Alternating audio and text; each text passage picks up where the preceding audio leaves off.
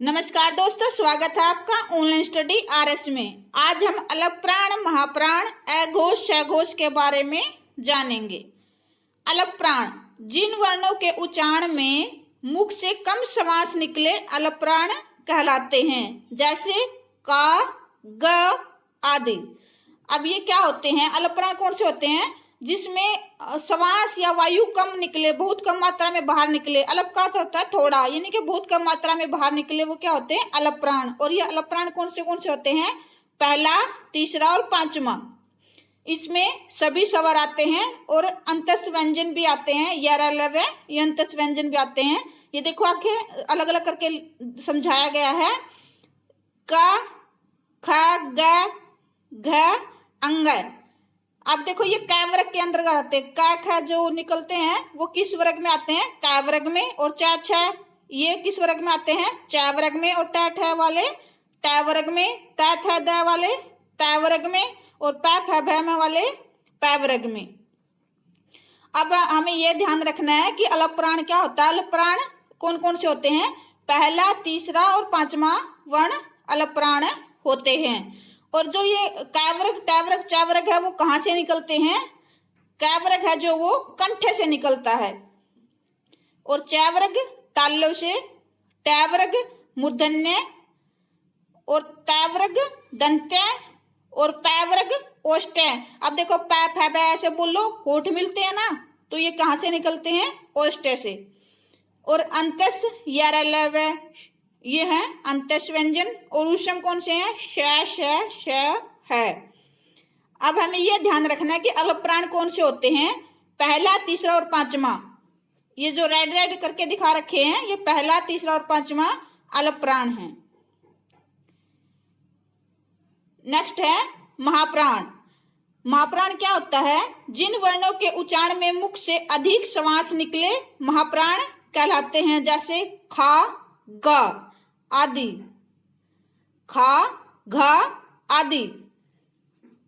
अब ये कौन से होते हैं? महाप्राण होते हैं दूसरा और चौथा। अलप प्राण कौन से होते हैं? पहला, तीसरा, पांचवा। और महाप्राण दूसरा और चौथा।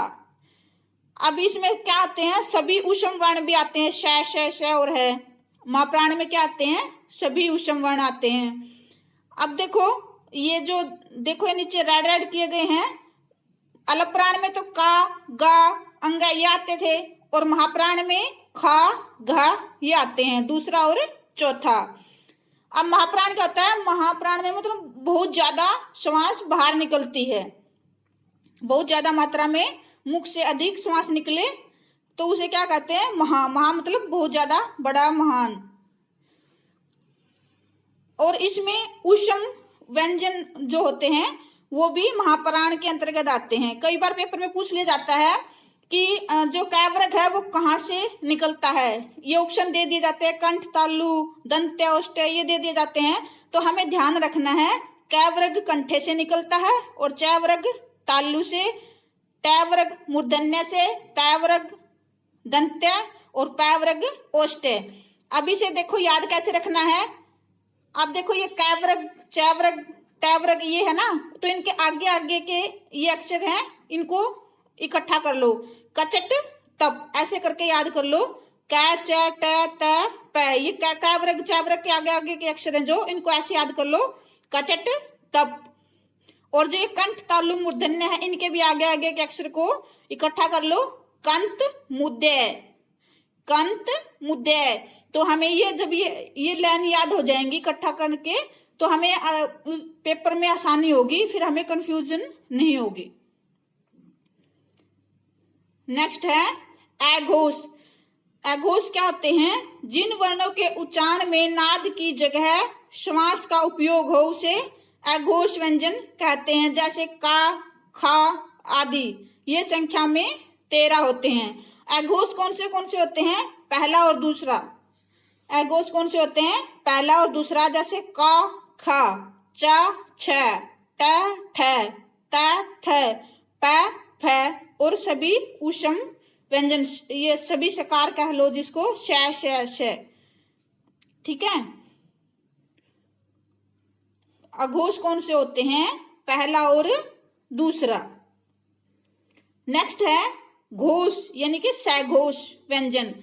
जिन वर्णों के उच्चारण में नाद का उपयोग हो उन्हें घोष व्यंजन या सघोष व्यंजन कहते हैं, जैसे ग, घ, अंग। अब ये संख्या में कितने होते हैं? ये 31 होते हैं। और वो जो अघोष होते हैं वो कितने होते हैं? 13 होते हैं।